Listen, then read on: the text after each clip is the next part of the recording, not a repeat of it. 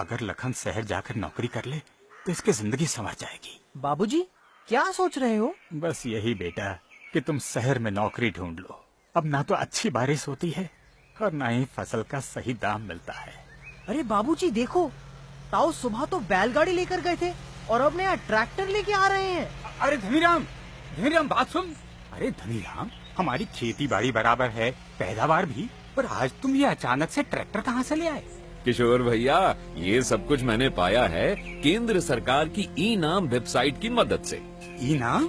हाँ, ई नाम। भाई तुम जब मंडी जाते हो तो तुम आड़ती से हाथ मिलाते हो, है ना? और फिर वही तुम्हारी फसल की बोली लगवाता है बिना फसल की गुणवत्ता जांचे, अपने हिसाब से, अपनी दर पर और अपने ही लोगों को बिकवाता है। उन्हें मिलता है ढेर सारा पैसा और तुम्हारे हाथ में आता है ठेंगा।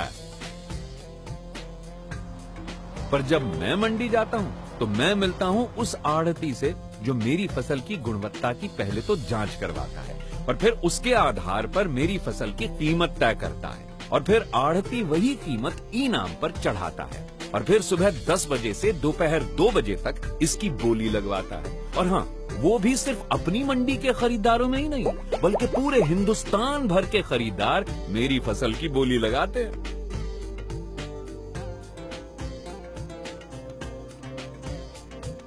तो मुझे मिलती है अपनी फसल की अधिक से अधिक कीमत उसकी गुणवत्ता के आधार पर, और वो भी मेरी नजर के सामने। और तो और मेरी फसल भी खरीदार खुद ही लेकर जाता है। तो अब अगर अपनी फसल की सही कीमत पानी हो तो अपनी फसल बेचो ई नाम पर। तो एक बार फिर से सुन लो ई नाम के 5 फायदे।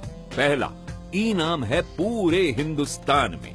दूसरा, किसान को बेहतर कीमत मिलती है क्योंकि अब उसकी फसल ज्यादा जगह बिक सकती है। तीसरा, ये पूरा तरीका एकदम पारदर्शी है और किसान हर चीज को खुद अपनी आंखों के सामने देख सकता है। चौथा, किसान को समय पर अपने पैसे मिलने की गारंटी। और पांचवा, कीमत फसल की गुणवत्ता के अनुसार मिलती है। अरे वाह, अब तो हम भी अपनी फसल ई नाम के जरिए ही बेचेंगे। और हम भी।